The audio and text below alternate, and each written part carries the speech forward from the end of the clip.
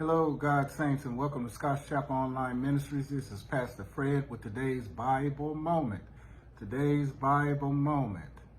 And that moment is putting a check on crazy. Putting a check on crazy. When I'm using this phrase, putting a check on crazy, I'm referring to handling, putting a stop, dealing with it, and moving past that which is abnormal, crazy. I don't know about you, but the older I get, the more things just go crazy. It just looks crazy. Our lives and where we are, and I know we're pilgrims passing through, but we are in a wilderness.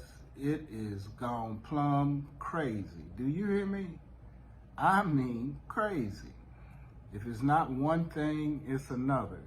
And it's bad enough you got to deal with the world. You got to deal with sin. You got to deal with Satan. You got to deal with crazy people. And you got to deal with crazy situations. All varieties. And I guess that's why the Bible reminds us to count it all joy when we face all kind of trials and tribulations. Just what James was telling us in his chapter 1. In persevering through crazy. I know it's a biblical language, but I'm using a modern language, and that modern language is just plumb crazy. People are crazy, situation is crazy, traffic is crazy, prices are crazy, the cost of everything is crazy, how people treat one another is crazy, how they drive is crazy, you name it. And it just brought to mind a passage of scriptures that how do you put a check on this? How do you put a check on crazy when it is not just the external crazy, but sometimes it's crazy, self-inflicted crazy because of our own sins and our own shortcomings.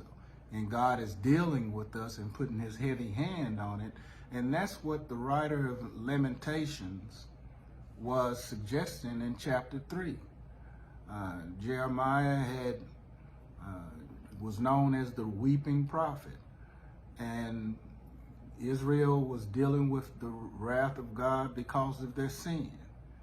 And Jeremiah starts out saying that I am a man who has seen the affliction by the rod of the Lord's wrath. He has driven me away and making me walk in darkness rather than light.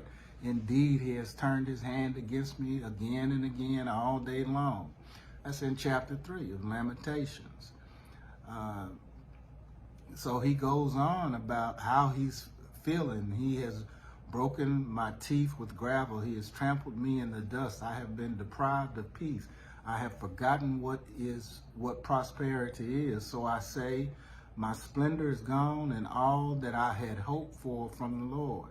I remember my afflictions and my wanderings, the bitterness and the gall. I well remember them, and my soul is downcast within me, in verse 20. So the first verses 1 through 20 is giving us a crazy predicament that Jeremiah is finding himself in. It's crazy, y'all. It is crazy. But he says how you put a check on crazy and not let it drive you crazy is this. Look at verse 21. Yet this I call to mind, and therefore I have hope. Because of the Lord's great love, we are not consumed, for his compassions never fail. They are new every morning. Great is your faithfulness. I say to myself, the Lord is my portion, therefore I will wait for him.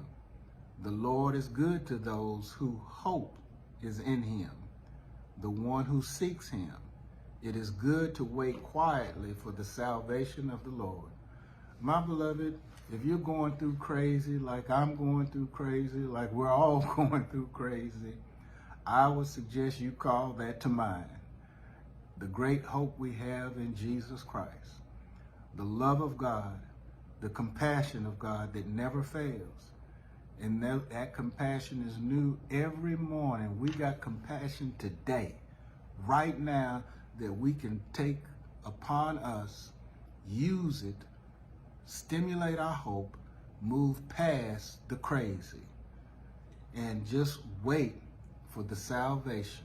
I'll wait quietly for the salvation of the Lord. God bless you. I smile upon you, putting a check on crazy. Happy Sunday.